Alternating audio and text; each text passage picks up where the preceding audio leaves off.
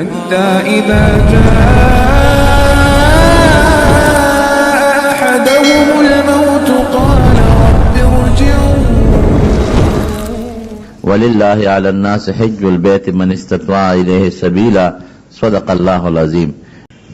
زما عزتمند ورونو، تاسو مونږ ډېر خوش قسمته یو چې د خدای پاک د کور د سعادت او د مدینې شریفې د سفر دا سعادت الله مونږ ته رانصیب کو. خدای دې عملي طور باندې مونږ دغه پاکو ځایونو ته بوتلی کړي.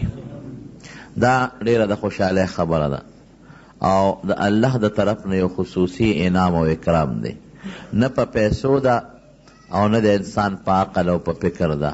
ډېر مالداران خلک تاسو وینئ، ستاسو په کلو کې به او ستاسو په علاقو کې به پیسه به ورسره ډېرئ، جایداد به می، کارخانه به می، او د دې سعادت نه به محرومه پاتې. دا صرف د رب العالمین فضل او د الله احسان او د الله پرزونه ده.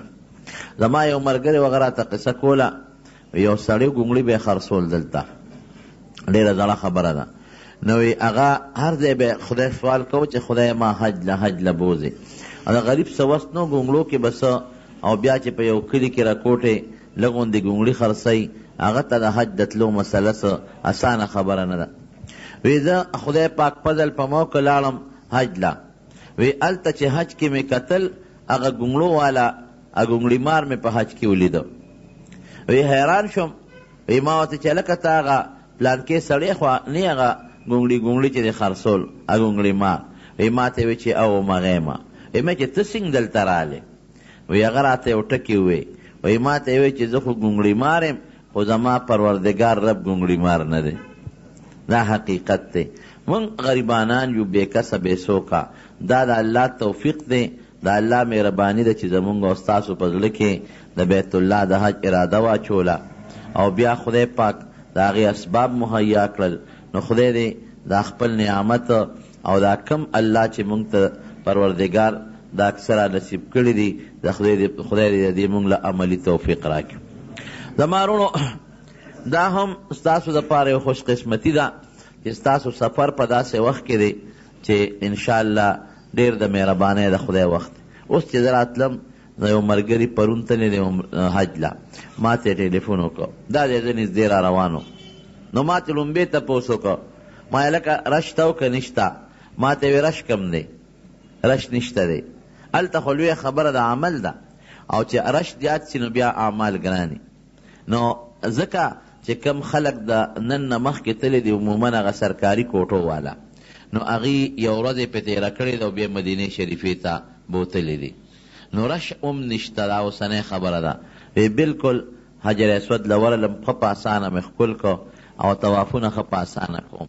نو دا هم د الله مهرباني ده چې ستاسو او دا سفر په داسې ټیم کې دی چې انشاءالله تاسو ورورسئ. نو بیت الله د خدای کور د خلکو نه خالی کېږي، خو هغه رش مني چې کم خلک په 14 او په 15 او په 16 او په 17 او په 18 کې ورځي، په رش کې ورشي او په ربش کې روځي. دا هم د الله مهرباني ده. ورونو، د طواف او د عمرې بیان او څه مقاصد به غالبا دوی تاسو ته بیان کړي وي، او احرام تړلو هغه عملي تربیت هم تاسو سره وشو. زه د مدینې شریفې متعلق یو څو خبرې درته کوم. ستاسو د مدینې شریفې تلل دا د حج نه مخکې دي. حج نه مخکې به ځئ مدینې شریفې ته، او کوم ځای چې ستاسو دپاره اغوښتی شوی دی نو هغه ځای کې موږ پاتې شوي یو، انشاءالله نږدې ځای دی، لرېوالی هم پکې د الله فضل دی نشته. او ټیم هم د مدینې شریفې ستاسو به انشاءالله داسې وي، رش به وي، دا نه چې نه وي. د نبی علیه السلام د کلي د مدینې شریفې ته هر وخت خلک راځي، خو هغه سخت رش به انشاءالله العزیز نه. مدینې شریفې ته چې ځای، نو نبی علیه السلام فرمایي من حجه، چا چې حج وکړه ولم یزورني، او زما ملاقات یې ونه کړه فقط جفانی، ده ما سره وفا ونه کړه، ما سره جفا وکړه. او چا چې زما ملاقات وکړه او زما زیارت یې وکړه، ده دپاره به زما سفارش واجب شي. یو څو خبرې په ذهن کې کښېنوئ ورونو.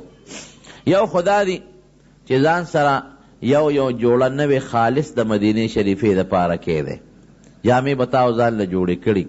یوه جوړه په دې نیت ځان سره یو سی چې دا به زه مدینې منورې ته ورسم، نو دا جوړه به واچوم. چې زه په ښکلي پاک او نوې جوړه کې د حضور پاک مبارک ملاقات وکم. یو دوست چې دوست ته ځي دی کوشش کوي چې ځان خشته کې ښکلي کړي او ښکلې جامې واچوي او خوشبویي پورې کړي. نو تاسو هم کوشش وکړئ، چونکې هلته کې چې سړی لاړ شي تلوارې وي لمبلو ته نه جوړېږي. ښه خو دا ده چې سړی غسل وکړي ولامبي او خشته ښکلې پاکه جوړه واچوي په دغه نیت دا ما چې درته ووایي او خوشبویي پورې کړي. نو تاسو به بیا جومات ته لاړ شئ. ملګري به ټول په ګاډو کې د معلم په ګاډو کې تاسو خپل بلډینګ ته ورسئ او بلډینګ کې به تاسو ته خپلې کمرې هغه میلو شي زنانو ته او نارینو ته. او بیا د هغه ځای نه تاسو کوشش وکړئ ګروپونه چې جوړ شي نو د هغې به یو ښه طریقه او که ګروپ نه وي نو چې جومات ته ځئ نو د لارې غور کوئ چې لار د نه واپسی کې خطا نشي. د بلډینګ کارت به تاسو ته ملاویږي چې کم د بلډینګ پته ده او کم یې کارت دی. که ملګري د ملګري نه غلط هم شي نو انشاءالله څه مشکلات بني. خو به هر کیف نو سبا خو د موبایلو دور دی، ملګري یو بل ملګري سره خپله د موبایلو نمبر ولیکئ، یا خصوصا زنانو ته چې کم کاړي په هغې کې ورته خپل نمبر ولیکئ، نو بیا به د روکېدو دا مسله پکې انشاءالله نه راځي. نو تاسو به نیغ مسجد نبوي شریف ته د بلډینګ کې چې ښه دمه شئ جامې واچوئ، که غسل کولی شئ وکئ، خوشبویي به پورې کئ، نو د نبی علیه السلام مبارک جومات ته مسجد نبوي مبارک ته به داخل شئ.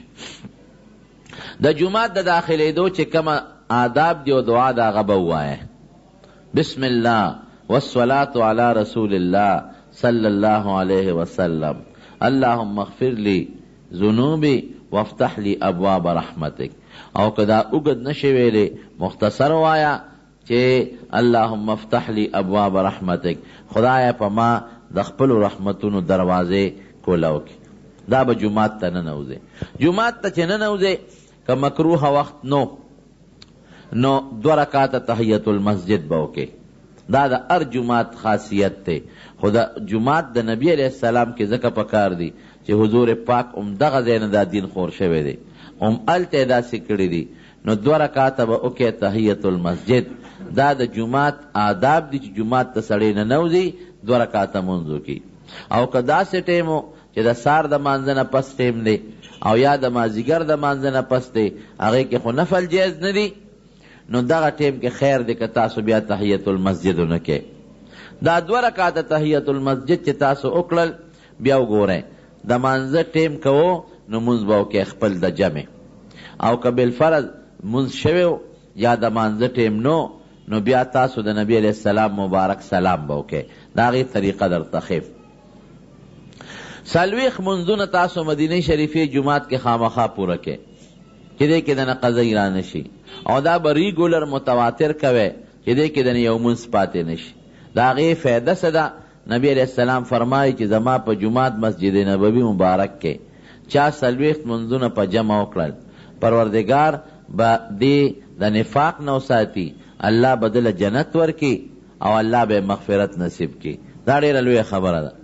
د دې وجې نه حکومت هم کوشش کوي چې 78 ورځې په مدینه شریفه کې په خلکو تېرې کړي، او 8 ورځې به ستاسو انشاءالله په مدینه شریفه کې راځي انشاءالله العزیز. نو 8 ورځو کې 40 منځونه پوره کېږي. نو ډېر لوی اجر یې دی. د مغفرت خبره ده پکې، د بخشش او د مغفرت، د حضور پاک د سفارش خبره ده، او د جهنم نه د براعت او د نفاق نه د خلاصوالي خبره ده. دا ډېر لوی سعادت دی چې په دې 40 منځونو سړي ته میلو شي. او هلته به سړی کوي څه؟ همدغه منځونه دي.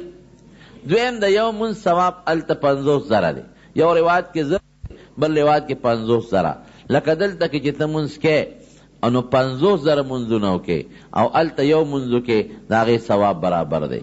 بلکې د جمع یو په 20 دی، نو 50,000 له چې ته په 27 کې ضرب ورکې نو څومره ته جوړېږي؟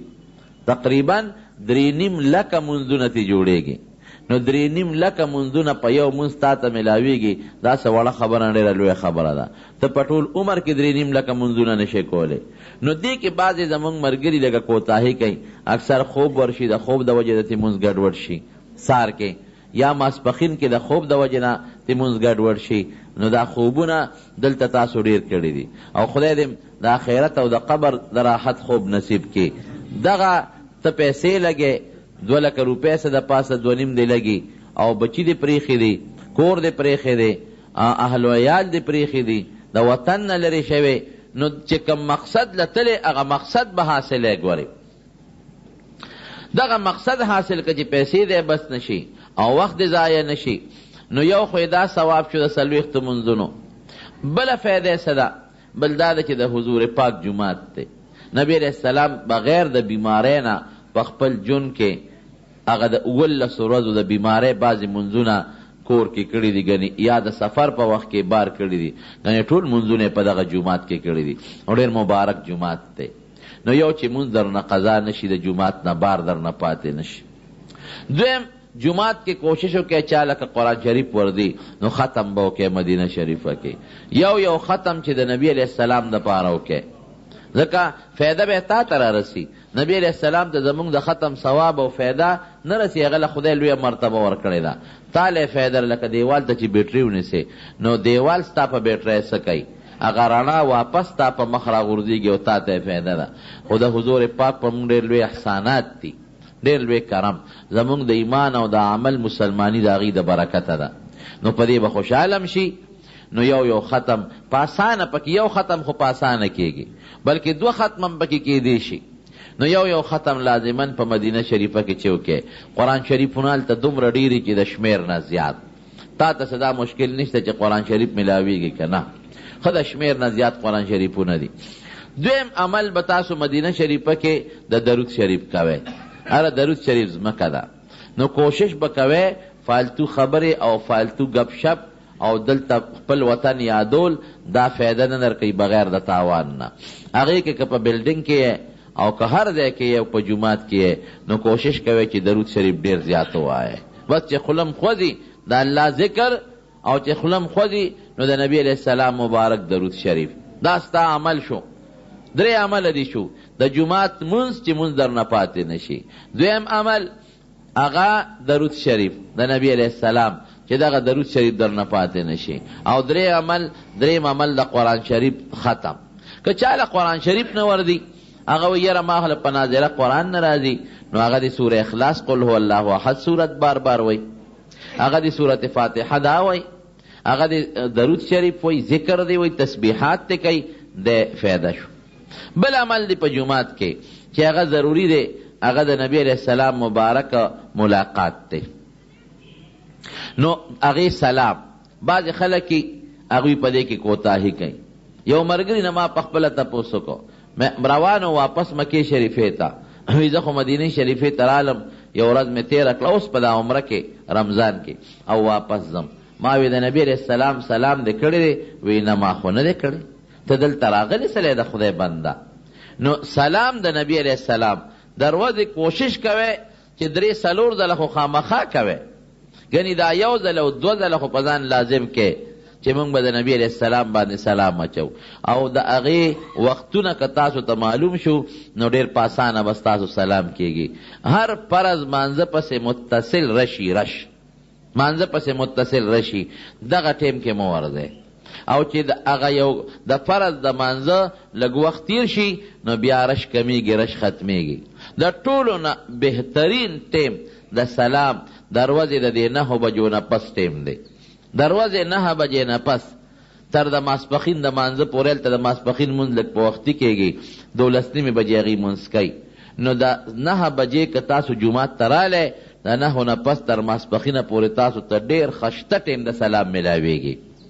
دغه ټیم ډېر بهتر دی او دغه ټیم په ریاض الجنت کې تاسو ته د مانځه یو ډېر بهترین ټیم میلاویږي ریاض الجنت یو ټوټه د حضور پاک د منبر مبارک او د هغې د کوټې په منځ کې یو ځای دی نبی علیہ السلام فرمایي ما بین بیتی و منبری روضة من ریاض الجنه وی زما د منبر او د کوټې په منځ کې چې کوم علاقه ده دا د جنت د باغچو یو باغچه ده او زما منبر دا په حوض کوثر پروت دی نو علماء ډېرې معنی کوي د دې حدیث خو اسانه معنی یو دام ده چې دا ځمکه د جنت ځمکه ده خدای پاک به د قیامت پر ورځ والي په جنت کې به کېږي او دغه منبر به خدای د قیامت پر ورځ والي د حوض کوثر په غاړه به کېږي نو چې هلته تاسو لاړ شئ کوشش وکړئ چې 2 رکعاته مونځ پکې خامخا وکړئ خلک ډېر کوي ډېر زیات پکې کوي نو تاسو دعا بیا کوئ چې خدایا په دنیا کې د جنت ځمکې له راوستم، نو خدایا په آخرت کې مې د جنت ځمکه نصیب کې.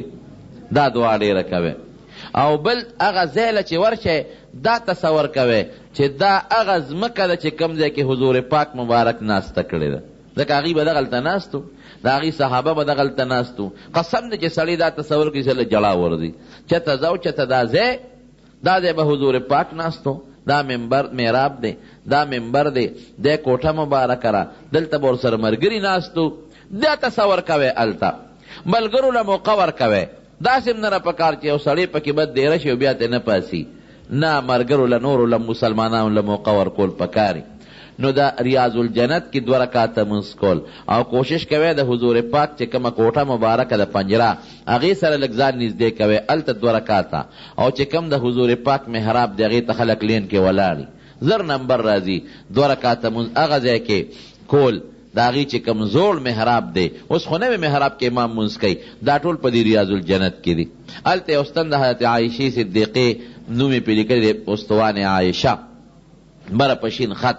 عایشه بی بی فرمایی چې ما ته نبی علیہ السلام په جومات کې یو ځای ښولی دی، وایي که دا ځای مې د خلکو ته وښو جګړې به پې خلک وکړي. هلته 2 رکعاته نفل کول. دا موقع به تا ته کله میلاویږي؟ دا به تا ته چې د 9 بجې ټیم کې ورشي، 9:09 بجې تر ماسپښینه پورې ډېر ښه موقع میلاویږي. او دویم ټیم هم درته وښیم، د ماسپښین د مانځه نه پس دغه ټیم خلک ډوډۍ لځي، نو دا ځای خالی شي. او دریم ټیم هم درته وښیم، هغه د شپې چې ځای ته لاړ شي او خپله ډوډۍ دې وخوړه او فارغ شوې، نو بیا راشه. دغه ټیم لږ د خوب نو ګرانئ. دغه ټیم تهجد وخت کې خلک راځي، خو هغه به خرش زیاتي. د شپې عموما نور کله به مسجد نبوي مبارک کې د شپې بنده و، اوس نه بندوي، مکمل کولوي. نو چې تاسو دا عمل خامخا وکئ، د ورځې یو ځل خو چې تاسو په ریاض الجنت کې 2 رکعاته مونځ وکئ. اتر ورځې دي نو 2 رکعاته زیات کولی شئ، خدا درته مه و چې یو ځل خامخا. او دغه منبر مبارک سره دغه ستنې چې څومره دي هر ستنې سره کوشش وکئ چې 2 رکعاته وکئ او ټیم درته مه وښو. یو غلطي زموږ ملګري کوي، هغه دی چې سار اکثر هلته خلک خوب کوي، وده کېږي. موږ له پخپله خوب راشي او سار د مانځه نه پس پکې وده شو. حالانکې موږ دلته خو سار خوب نه کوو، په کلي کې دلته خو سړی د شپې خوب وکړي او سار ویښي. نو ما به ملګرو ته اکثر وی مې چې کلي کې خوب نه کوې، دا دلته م ولې ځان په خوب بلد کړی دی؟ خوب داسې یو مصیبت دی چې یو ورځ د کم ټیم خوب وکړو نو سار له به په هغه ټیم دله خوب درځي. نو سار ځان خوب سره مه بلدوئ، دا زما واورئ. نو تاسو م عبادت وکئ. او که سار هم ځان د خوب سره بلد که د شپې خو خامخا سړی کوي، نو د عبادت هغه ټیم نه پالتو پزول لاړ. دلته سړی سار خپل کاروبار کوي، خپل روزګار لري، نو هلته سړی عبادت کوي. ولې سړی خوب وکړي؟ د شپې سړی خپل خوب پوره کوي که نه؟ او ډېر خوب ډېر ټایم یې هلته ورځه موږدی، شپه موږدی. نو د شپې پکې ښه مزېدار خوب هم کولی شي او تهجد هم پاڅېدی شي، یا د ماسپښین د مانځه نه پس مازدیګره پورې 1 غنټه ټایم درته یي، هغې کې ته آرام خپل کولی شي. نو دا سار ټیم په خوب ځان مه بلدوئ، دغه وخت کې عبادت کوئ درته به اسانه. نو دا خو د جومات متعلق. بیا به د حضور پاک مبارک سلام کوئ.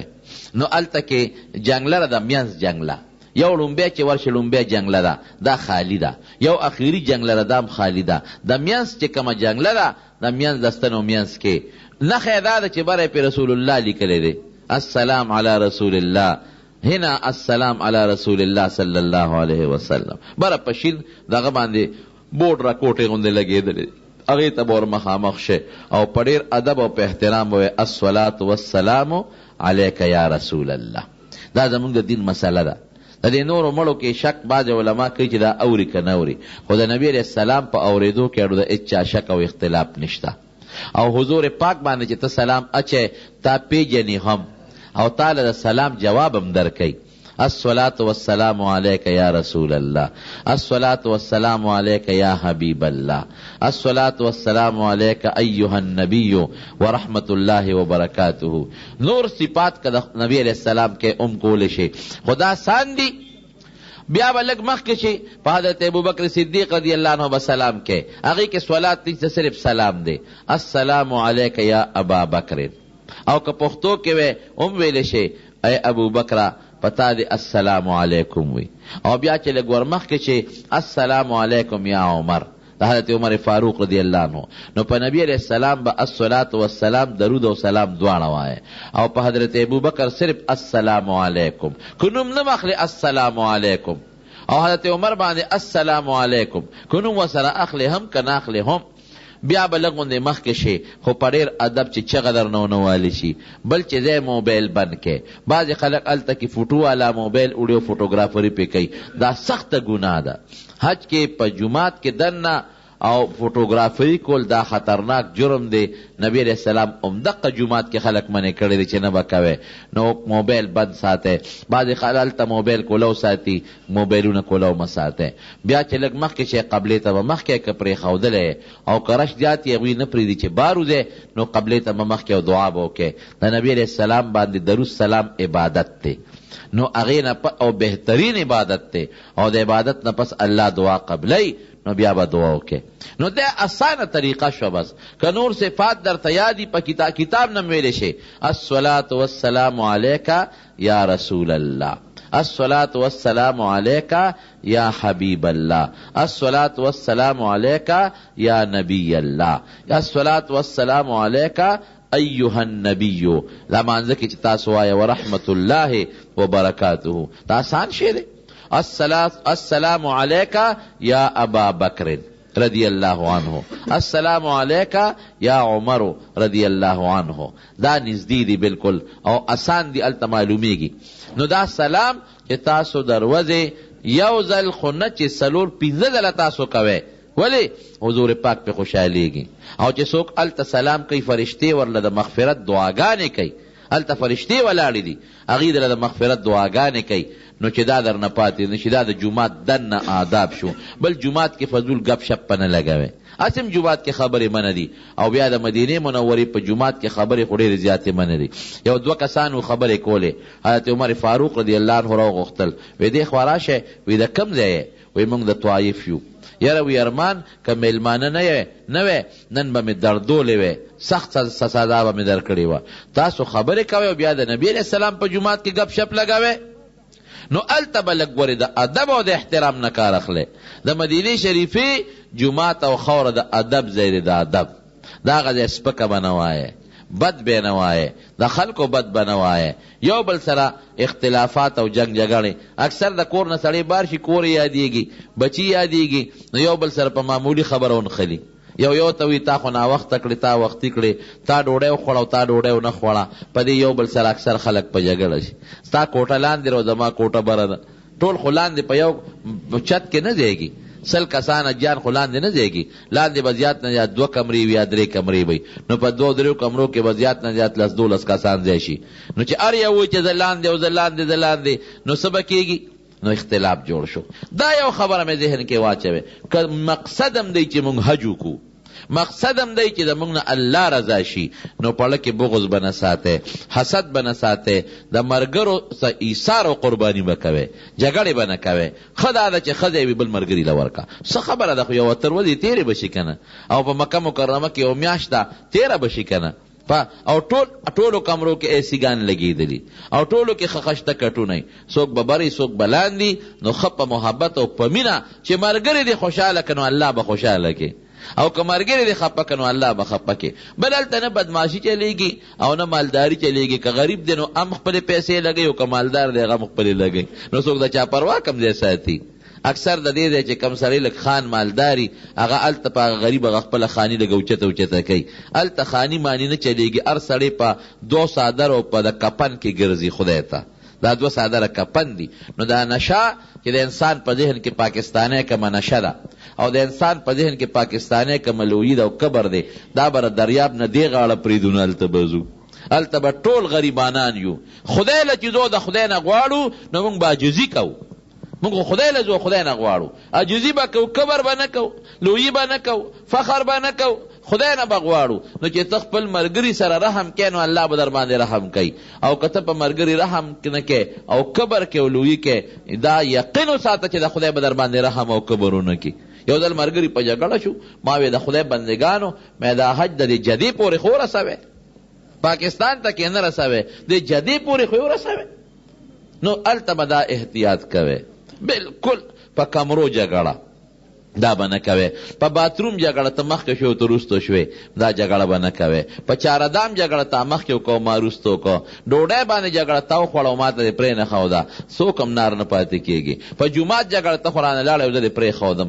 دا خو سفر دی، نو چا به ذهن کې دا راځي او د چا به نه راځي. او هلته کې ملګرو سره ټیل ټال کې یو بل د دې نه به ځان ساتئ. ګورې جګړه زه یو مثال در کوم، د لیلة القدر د شپې متعلق نبي علیه السلام راووته او وی صحابو ته وی درته لیلة القدر شپې مې راته خوله چې پلانکې شپه ده، خو پلانکي صحابي جګړه شروع کړه نو ما نه خدای شپه یېره کړه. څومره لوی نعمت یېر شو، څومره لوی نعمت.